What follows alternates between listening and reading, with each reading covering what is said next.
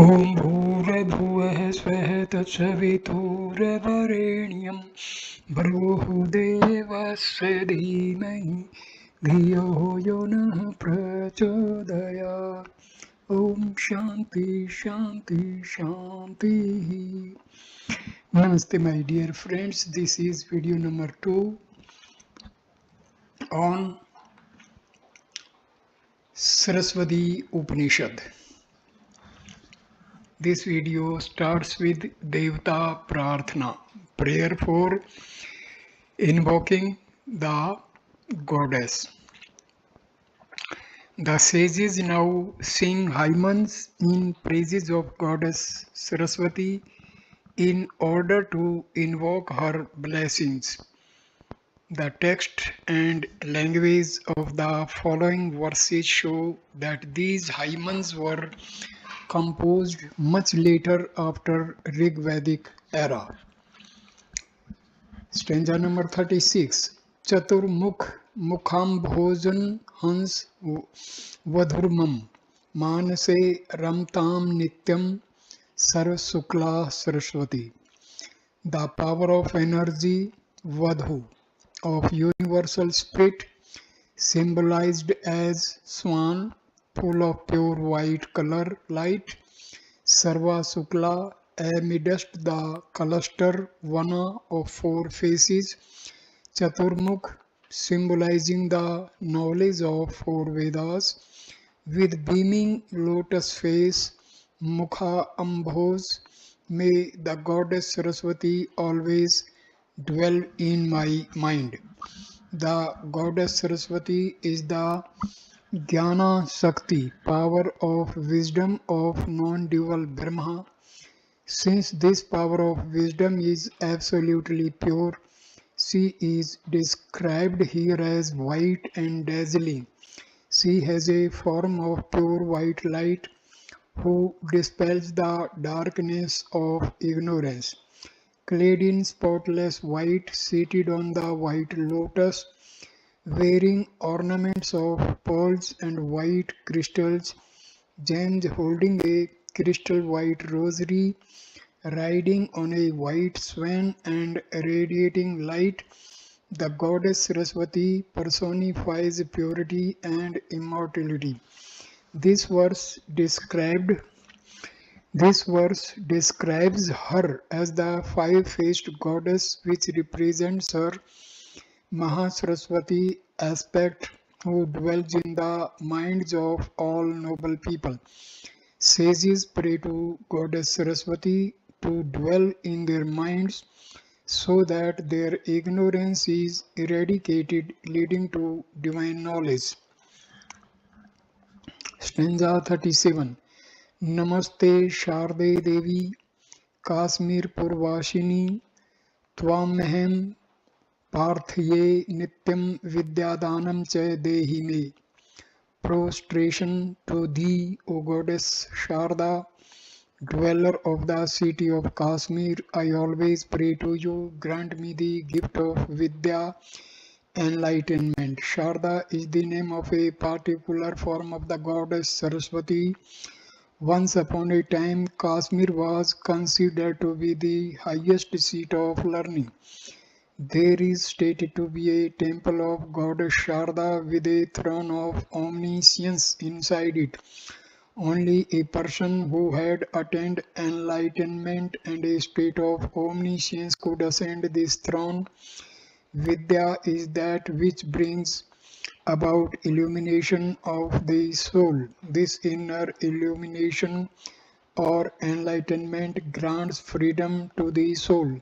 Thus it is said, Sa Vidya Ya Vimuktaye. Vidya is that which liberates. This Vidya includes both Apravidya, lower or mental or secular knowledge, and Pravidya, Brahma Vidya, higher or superconscious realization. The Vedas call Goddess Saraswati as Trividya. Tri means protector. Thus, the goddess Saraswati protects the devotee by bestowing both pra and apravidya.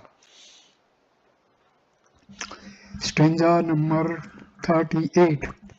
अक्षर सूत्रांग कुशधरा पाश पुस्तक धारिणी मुक्ता हार समायुक्ता वाची तिष्ठतु मे sada. O goddess, holding in thy hands the string of beads, symbols of mystical knowledge, the god, symbol of stimulating noble thoughts, the nose, symbol of control over mind, the book, symbol of secular knowledge, wearing the necklace of pearls, symbol of purity, thou ever dwell in my speech. The goddess Sarasvati is the personification of all knowledge like art, science, music, poetry, etc.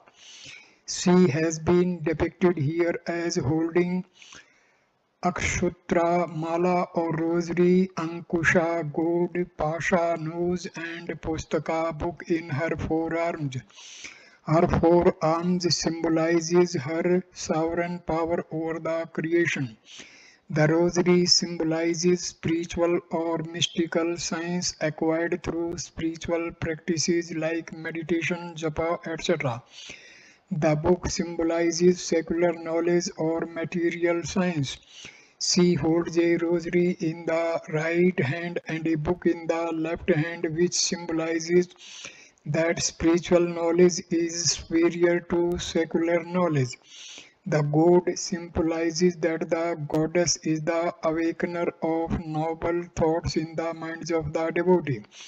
She sets the mind of the devotee free from animal instincts and thus helps in mind restraint.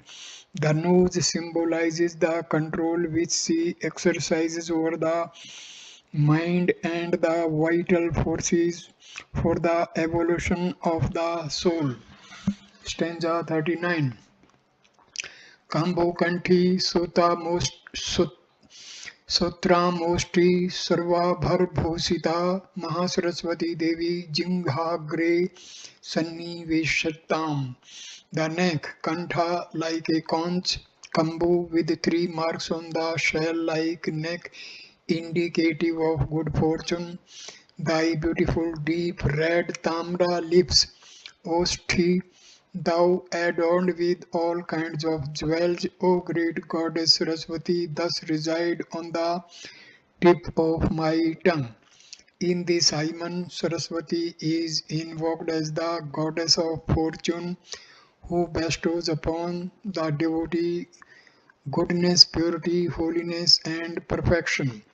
The sages plead the goddess to dwell on the tongue tip because it is responsible for the harsh or polite speech, which is the main cause of bringing rapture or disrepute to a person. This is a prayer to the goddess to bless everyone with truthful and polite speech because it is through sacred words that a person earns great merits and good fortune.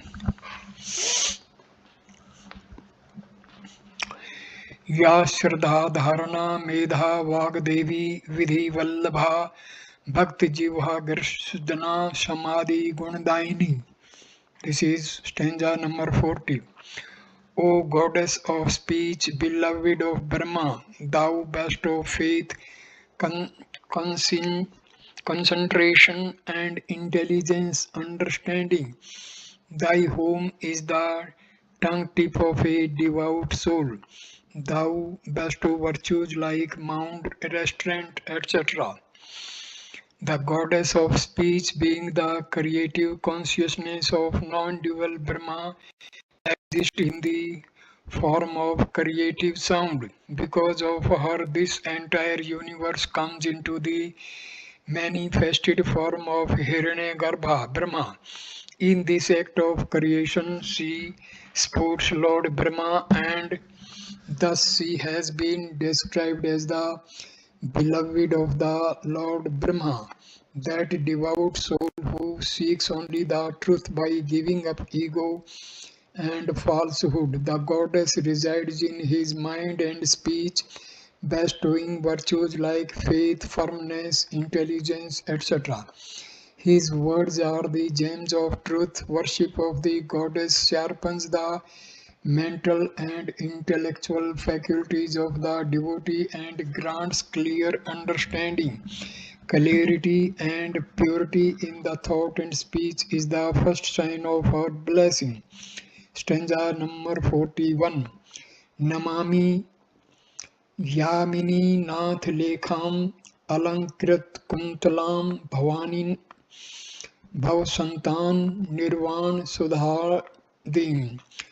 Obeisance to thee, O Bhavani, thy hair locks Kuntala are decorated with the crescent moon Lekha of Lord Shankara.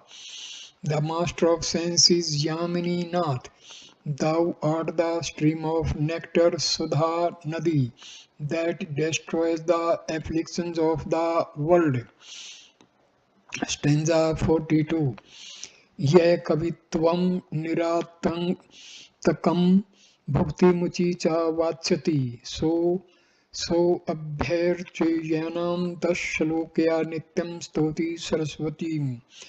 Whosoever desires faultless poetic skill, bliss of truth, existence, bhukti, bliss of savikalpa state and liberation, mukti, immortality of nirvikalpa state, he should regularly worship by glorifying the goddess Sarasvati with these 10 verses. Constant prayer to Goddess Saraswati with the above 10 verses purifies the mind and the intellect. One becomes established in the truth, and whatever words one utters become poetry to the world. He experiences the bliss of Savikalpa state, Bhukti, and immortality of Nirvikalpa state, Mukti. One attains the supreme felicity of eternal life. In this aspect, Saraswati is the goddess of supreme felicity. Stanza 43. Tassaivam satovato nityam Sambharcha Saraswatim Bhakti Shraddha Abhiyuktasya Shana Shanmasat Pratyato Bhavet. He who thus constantly extols and worships the goddess Saraswati, to him who is endowed with faith and devotion, proof direct knowledge comes within 6 months. Those aspirants who give up vain pursuit of wealth and fame and regularly worship the goddess Saraswati, seeking only the truth, attain the grace of the goddess within 6 months.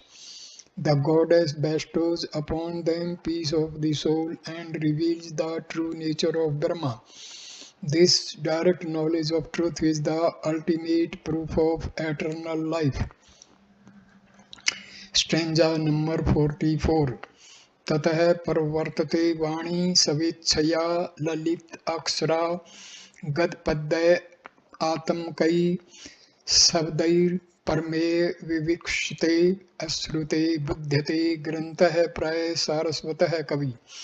From him issues forth Saraswati spontaneously, elegant words, prose and poetry comprising sounds of unfathomable import not mentioned explicitly. The poet whose deity is the goddess Saraswati naturally comprehends the unheard text.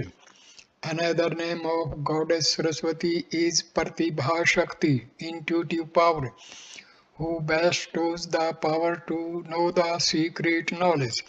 A poet who understands the secret of the goddess Saraswati comes to know of those texts which he has never heard of during his lifetime. These texts reside in the ether of causal space and are normally referred to as Akshalipi, etheric text. With the benediction of the goddess Saraswati, he derives this secret knowledge, which is the source of all mystical knowledge. He thus attains a status of omniscience. He alone is a true poet who has this mystical knowledge. Medha Suktam Mahanarayana Upanishad also glorifies the goddess Sarasvati thus, O goddess, favored by thee one becomes a seer, by thee one attains Brahma.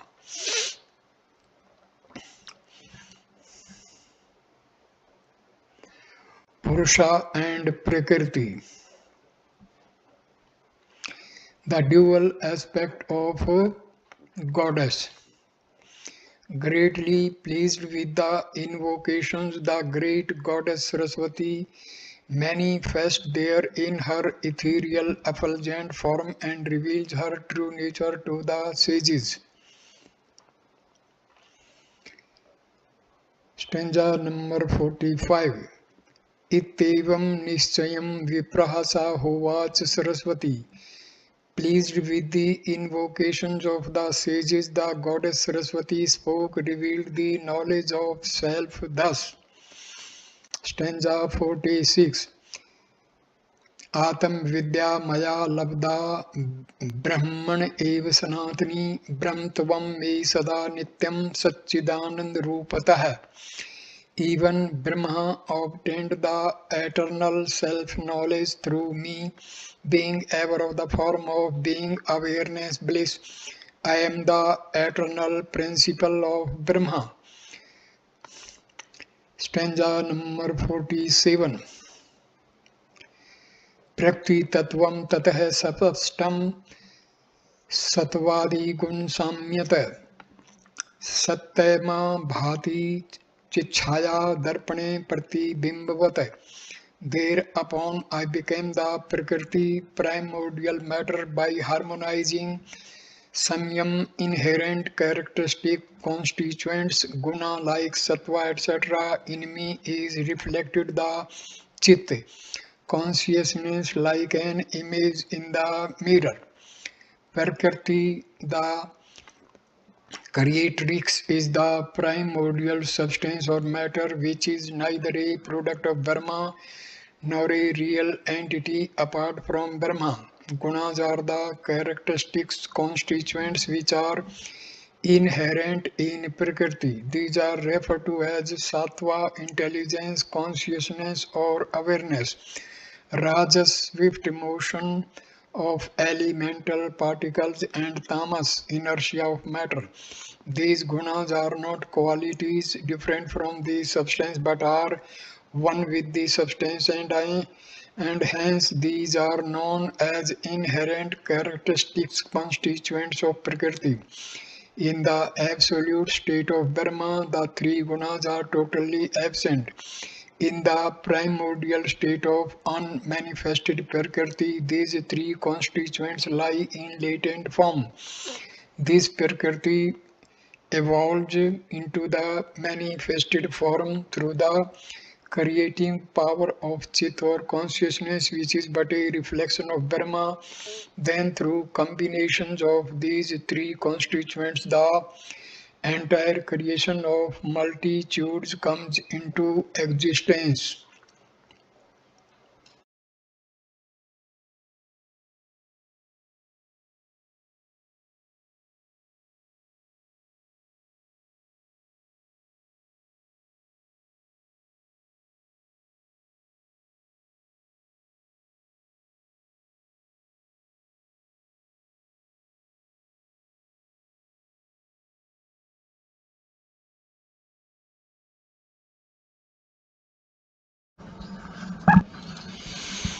Creation of multitudes comes into existence.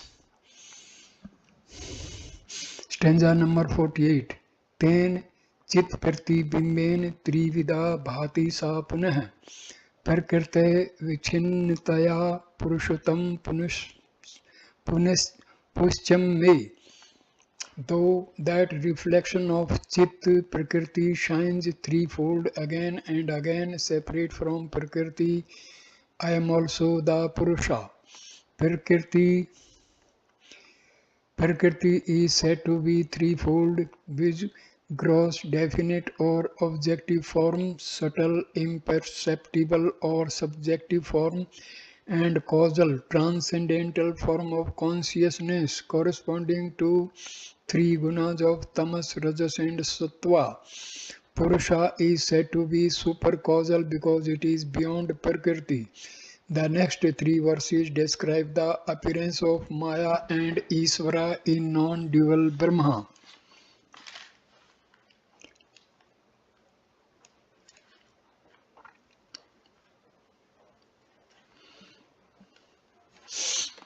The goddess is Isvara due to Maya. Brahma is beginningless and endless, Anadi, Anantam, and hence known as eternal. The next three verses describe the relationship between Maya and Isvara. Maya is the process of becoming, which is a conscious process. However, Maya derives its sentience from Brahma. In association with this Maya Shakti, Brahma appears as Isvara. It is Isvara who guides and controls Maya in the entire creative process. The goddess, who is the eternal principle of Brahma, appears as Isvara due to the effect of the Maya. Stanza 49. Shuddha Sattva Pradhanayam Mayayam Bimbito Hyujya hai. Sattva Pradhana Prakriti Mayati Pratipadyate. In the Maya, which is predominated by pure Sattva consciousness, is reflected the eternal unborn Sattva dominated Prakriti itself is known as Maya. When there is predominance of Sattva pure consciousness among the characteristics constituents of the Prakriti, it is called Maya. Maya is the process of becoming in which all matter, energy and sound exist in an undifferentiated or avyakta state. The whole of creation lies in Maya in a seed state during cosmic dissolution. This Maya is the material cause of the universe. However, this process of becoming needs some efficient cause to will and to control the creation. The next two verses mention that Isvara, who is the reflection of Brahma in Maya, is the inner controller of the process of becoming. He is efficient cause of the creation. Stanza number 50. Sa Maya Savvashopadhi सर्वज्ञ से ईश्वरस्य हि वश्यमायतौ मेक्त्वं सर्वज्ञत्वं च तस्यतु. That Maya is the appearance subordinate to omniscient Ishvara, for lordship over Maya, oneness and omniscience belonging to him Ishvara alone. Svetavsara Upanishad says no Maya as Prakriti and Brahma associated with Maya as the great Isvara. This Maya is the causal body of Isvara and under his control. Isvara is the efficient cause of the universe who guides Maya in the entire creative process. Isvara is called omniscient because Brahma as pure spirit has no creation and hence no cognition of it. Stanza 51. Satvikvat smastitvat sakshitvaj jagtamapi jagat kartum kartum chanatya kartum mishate yes Iswar ityuktah sarvagyatvadi bhirgunah. He who is of the nature of Sattva consciousness, Samasti collectiveness, Sakshi witness of the universe, who holds the power to make or unmake or otherwise create universe, is the Lord of the universe, having virtues like omniscience, etc. Dual nature of Maya. The previous three verses describe the appearance of Isvara in non-dual Brahma, who is the efficient cause of the universe. The next five verses describe the world of duality created by Isvara and Jiva, who are but the different appearances of Brahma because of Maya. Stanza number 52. Sakti-dvyam hi maya vikshepa virti roopkam. Vikshep Shakti Lingadi Brahmandatah Jagat Sarjit. Maya has the dual potencies of projection, Vikshepa, and concealment, Avirti. The power of projection creates the entire subtle universe or Hiranyagarbha and the gross universe or Viraj. During cosmic dissolution, Void verse 47, the three characteristics constituents which sattva, rajas and tamas exist in equilibrium state. Because of reflection of Brahma in this equilibrium state,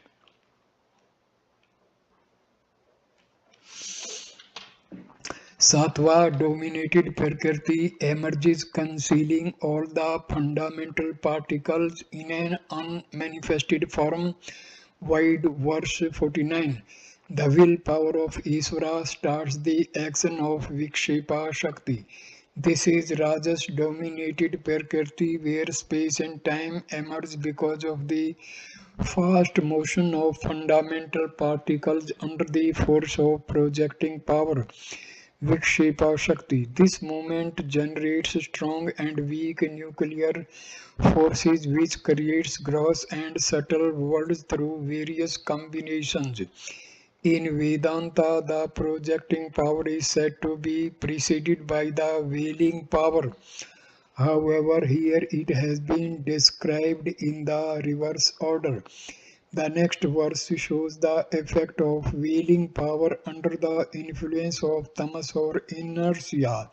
This power veils the non-dual reality and creates clear distinction between the seer and the seen and Brahma and the universe. Stanza number 53. Antar दिग्दृश्ययो भेदं बहिश्च ब्रह्म स्वर्गयोः आवर्णो ते प्राह शक्ति सा संसारस्य कारणम्. The other, apra, veiling power which differentiates bheda internally, antah, between the seer and the seen, drik drishya, and externally between Brahma and the universe. Brahma Sragayo is the cause of the universe. According to Vedanta philosophy, Brahma is everything. Sarvam Khalu Idam Brahma. For a Brahmagyani, there is no real creation of the universe. Brahma alone appears as the manifold phenomenal universe because of Maya. The veiling power of Maya conceals the real non-dual Brahma and then presents an appearance of the objective universe through projecting power.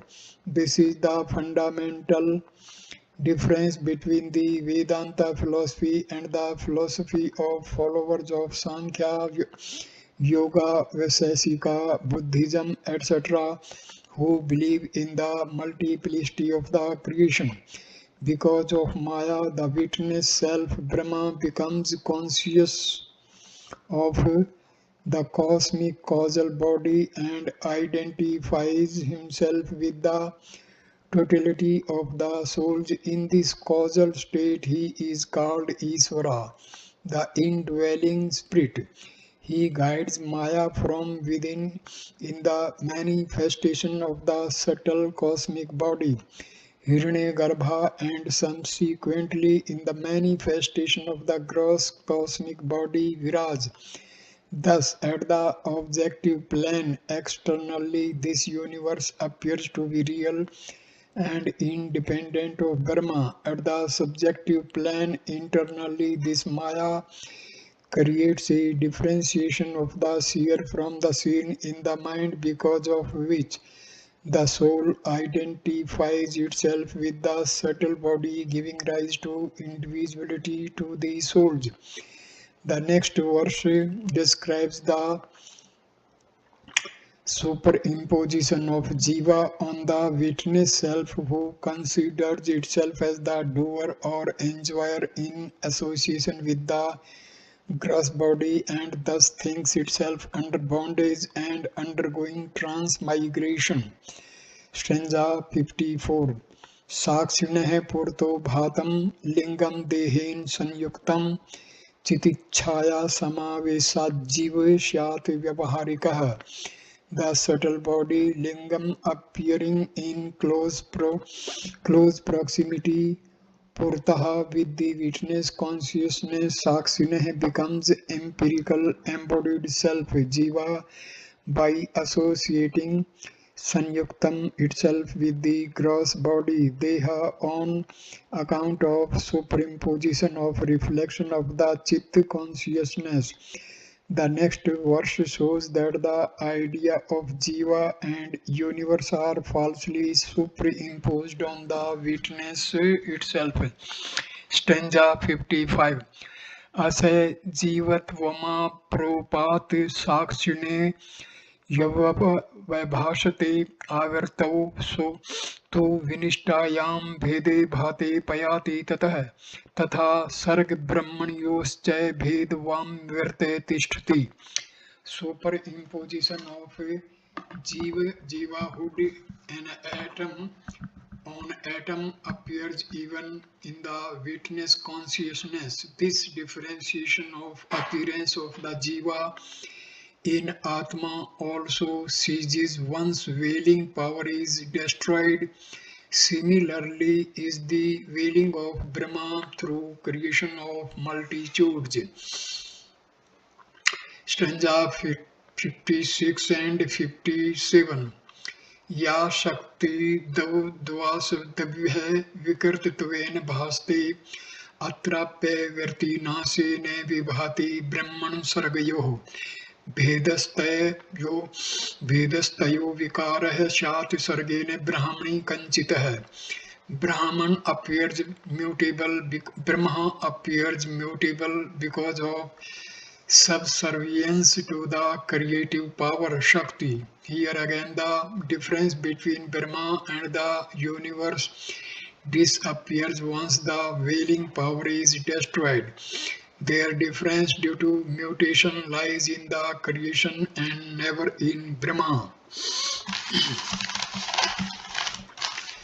The above 6 verses describe the delusion created by the power of Maya. Maya, which has dual nature of projection and concealment, is in Brahma. It limits the indivisible nature of Brahma and makes it appear as the world object of enjoyment and the embodied being enjoyer. It is because of Maya that Jiva and Isvara appear to have different forms. Secondly, because of Maya, this universe appears to be real and different from Brahma. Thirdly, because of Maya, even Brahma appears to be mutable. The followers of philosophies of Vaisheshika, Sankhya and Yoga hold the view that liberation is attained when the witness detached nature of the Atma is known. But it is impossible to establish the detached nature of Atma as long as the world and Isvara are believed to be real and ever existing entities. Freedom of Atma from all attachment is possible only through the knowledge of non-duality. Thus, the fundamental real principle is non-duality, and the highest goal of life is the realization of non-duality. Now, therefore, commences the prescription for realization of non-duality by overcoming Maya. Prescription of Samadhi for realization of non-duality. The great goddess of knowledge, having bestowed the purity of mind and intellect, now shows the ways to overcome this dual nature of Maya and realize one's own true nature as Brahma. It is only a pure mind free from all impressions of the world which can remain absorbed in its own true nature. that samadhi, which follows after purity of the mind, is the chief means for realization of non-dual Brahma. Samadhi can be effective in the realization of non-duality only if all the impressions are effaced from the mind. Therefore follows the prescription of effacement of all worldly impressions associated with name and form. Stanza 58. अस्ति भाति प्रियं रूपं नाम चेतयं Jens पंचकम आदम त्रियं ब्रह्म रूपम जगत जगत रूपम ततो दिव्यम. There are indeed five factors: viz asti, existence; bhati, effulgence; priyam, benevolence; rupam, form; and nama, name. The first three belong to Brahma and the other two constitute the world. Even entity has five characteristics. The first three, viz asti, bhati and priyam, corresponding to sat, chit and ananda, are present in all entities being one with the Brahma. The other two, which name and form make one entity, differ from another. These two constitute the world of multiplicity.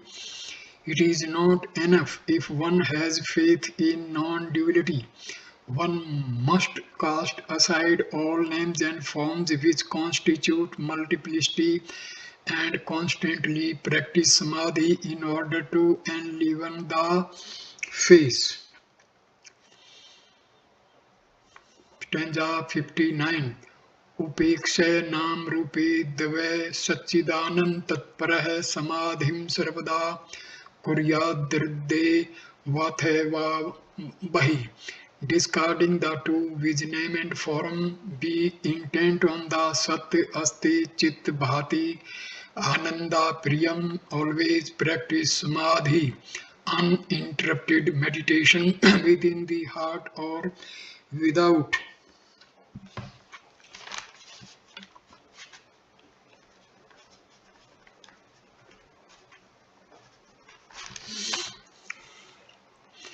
Shruti, like that Atma is not this, neti, negate all names and forms.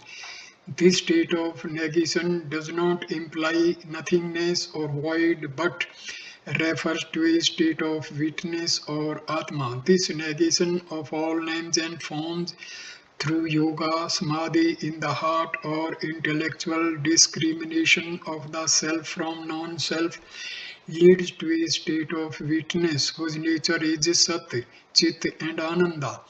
One should constantly practice meditation on these three permanent aspects of Brahma.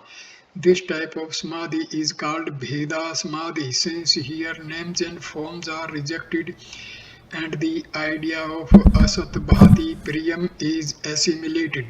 The next six verses describe the two types of samadhi, which is Savikalpa and Nirvikalpa, that should be practiced by the seekers of truth of non-duality. Savikalpa is again described here as twofold.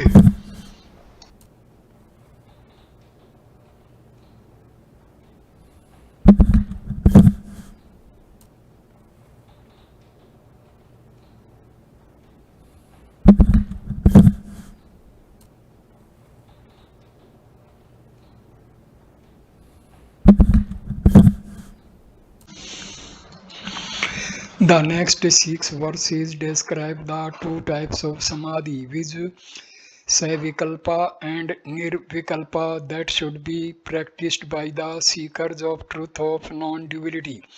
Savikalpa is again described here as twofold. Stanza 60. Savikalpo nirvikalpah samadhi dividho hriday दृश्य शब्दानु भेदेन स विकल्प है पुनर्द्विधा.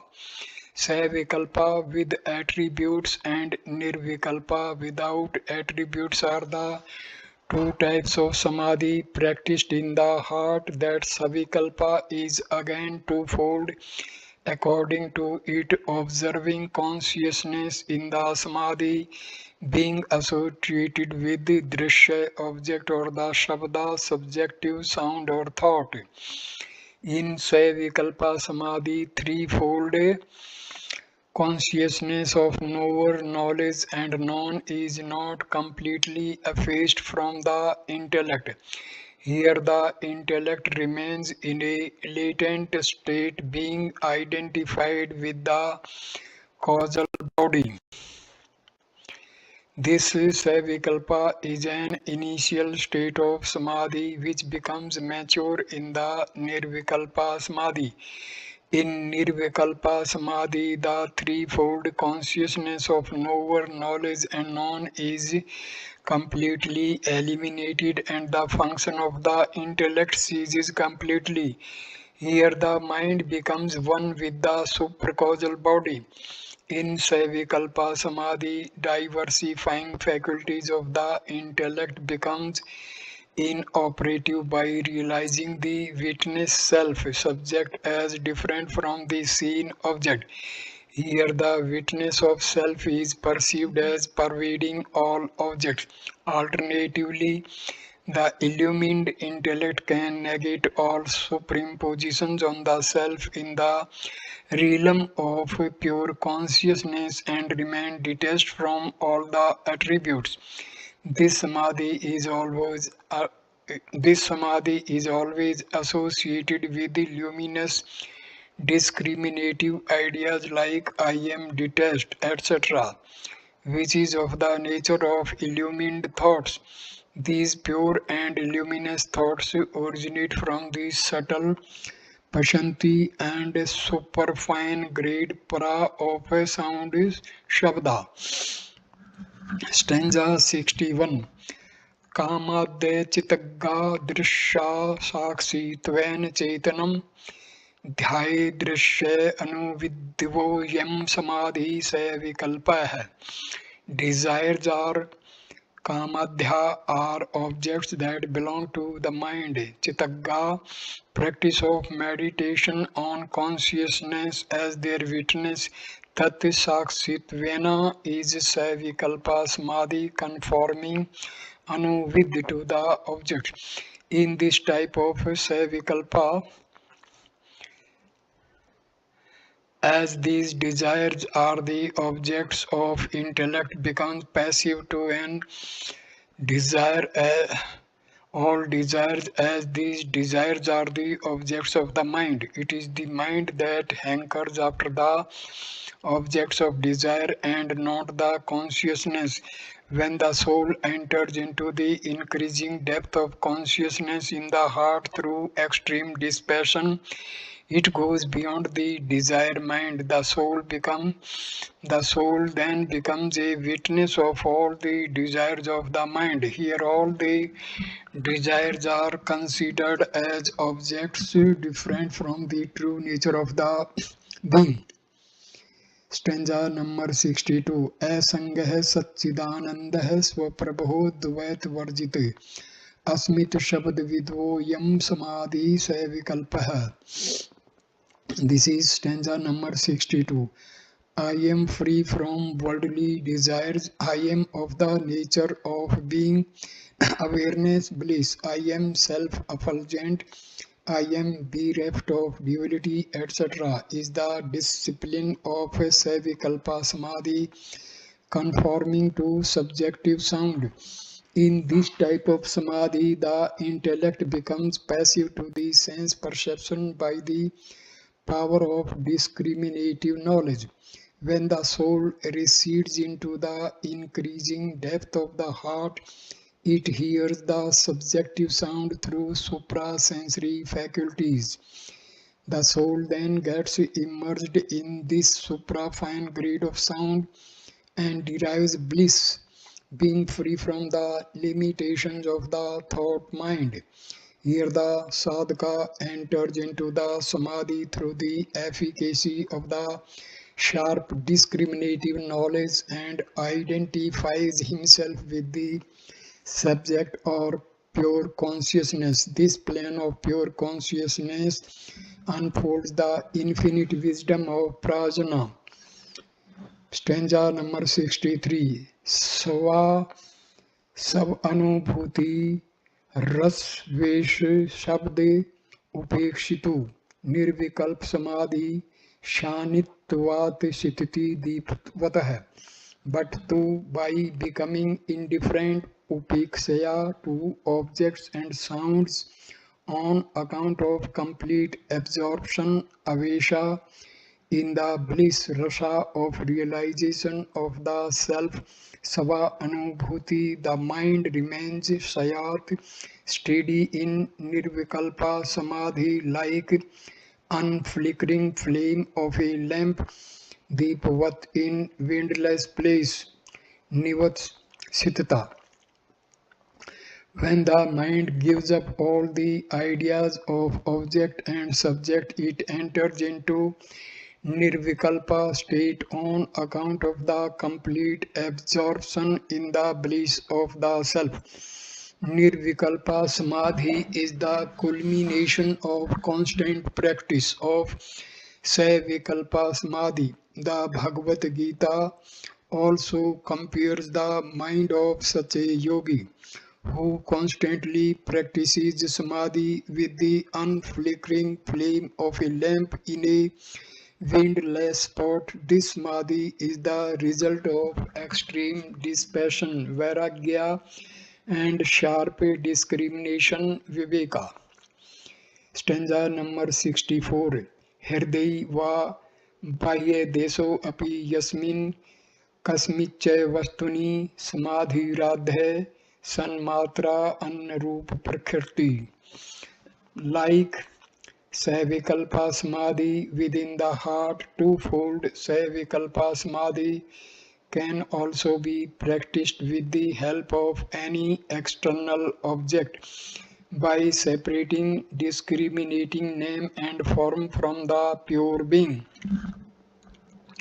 Yoga philosophy prescribes Samadhi within the heart through an eightfold discipline. Ashtanga Yoga, while Sankhya knowledge philosophy emphasizes discrimination of Purusha, the pure being, from Prakriti for attainment of a state beyond mind. The Upanishads have delineated many vidyas for meditation. Just as a yogi attains sahaja natural samadhi by placing the prana in the Sushmana Nadi, similarly, a jnani lives in samadhi by practicing concentration on the Sat Chit Ananda aspect of an entity. He perceives only the real substance of an entity and not its name and form. Both the paths lead to the same goal of an illumined state of mind. Stanza number 65. सतबुद्धि भावो रसस्वादात् तृतीयः पुरोवन्मतः एतैः स्मादिभिः षडिभिन्येत कालं निरन्तरम्. The aforesaid third nirvikalpa or thoughtless state is attained when mind becomes extinct. Satabdha, because of experience of supreme bliss. One should constantly spend Nyayat, the time in these 6 types of samadhis for attaining liberation. Superconscious state of Nirvikalpa Samadhi is attained by constantly seeing all in the self and the self in all. The mind of a jnani merges in the self and ultimately realizes that everything is self. Patanjali Yoga aphorism also emphasizes the constant practice for restraint of the mind. The goal of the individual soul is freedom from the slavery of the mind and its thoughts. This Upanishad recommends 6 types of samadhi for this end.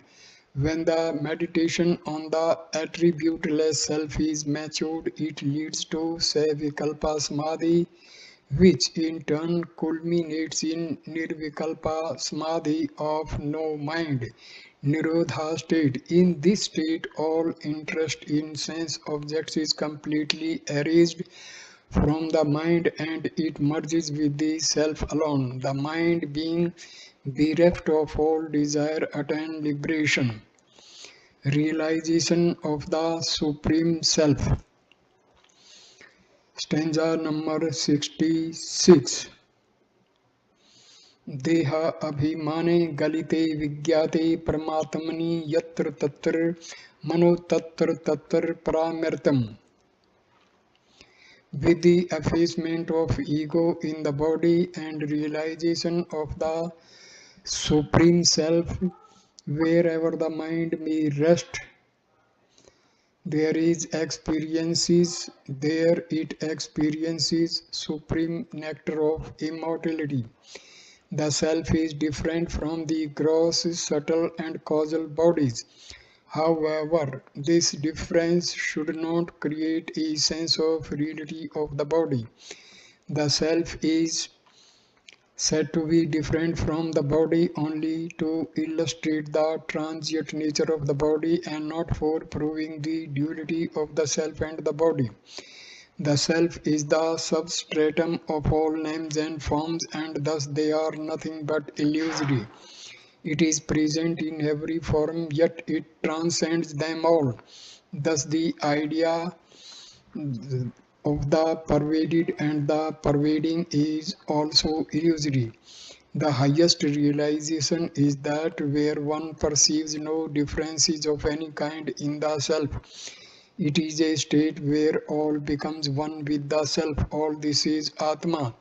Brihadaranyaka Upanishad says, when one realizes all as identified with the Atma, there arises neither delusion nor sorrow for such a sphere of unity.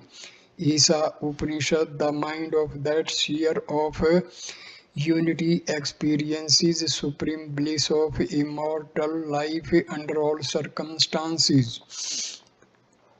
Stanza 67. Vidyate hridaya granthi chadante sarva sansaya aksiyante chase karmani tasmin drishti pravare. The note of the heart, desire clinging to one's heart, is rent asunder. All doubts are obliterated. All karmas, three types of karma, viz. Prarabdha, Sanchita and Agami, are annihilated when the self, which is both the higher and the lower, is realized, perceived. This sloka is also found in the Mandaka Upanishad, which shows the efficacy of the supreme knowledge that ensues from the realization of the attributeless self. The self has to be realized in its fullness everywhere, both as lower manifested and higher transcendental. In the highest state of realization, all differentiations like lower and higher, interior and exterior, etc., cease to exist. Therefore, the next sloka mentions that even the differentiation of Jiva and Isvara is illusory. The mind of a self-realized seer has nothing to accept or reject, and hence no doubt ever arises in him. Here the word all karmas is used in a plural sense, which shows that after realization of the self, even prarabdha karma ceases to exist. Stanza number 68. Mai jivat mi shatvam kalpitam vastuto nahi iti yastu vijanati se mukto natri sansya itupanishata. This is stanza 60. State of Jiva, individual soul, and Isvara, super soul, are all imagination of mind and do not exist in reality in me. He who knows this truth is verily free. There is not even the least doubt in this. This is the Upanishad. This may be said to be the ultimate conclusion of this Upanishad. Having revealed the power of omniscience of Ishvara and the nature of Maya, the great goddess finally refutes any differentiation of Ishvara and Jiva in non-dual Brahma. The Shruti Taittiriya Upanishad also says that he is fear-stricken who makes the slightest distinction between the Jivatma individual self and the Paramatma supreme self. The Svetasvara Upanishad, in order to elucidate the glory of the imperishable self, says that the Lord of Maya, Isvara, creates the universe while Jiva is controlled by Maya. However, this imperishable self is worthy of being adored even by the Creator, who is the highest being conceivable from our relative point of view. Those who have not realized the non-dual self are seen to be deluded by false knowledge and frequently quarrel over the superiority and inferiority of Ishvara and Jiva, which are creations of Maya. Therefore, the seekers of liberation should never engage themselves in disputations about the nature of Jiva and Isvara. They should constantly practice discrimination and realize the non-dual self, which is both the higher and the lower. Liberation is nothing but being established in one's own self. Om Tat Sat.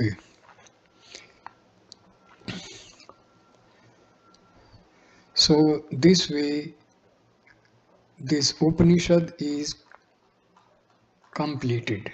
Along with this video number 2 on Sarasvati Upanishad is also completed. Thank you for watching this video. Namaskar, my dear friends. Thank you. Namaskar.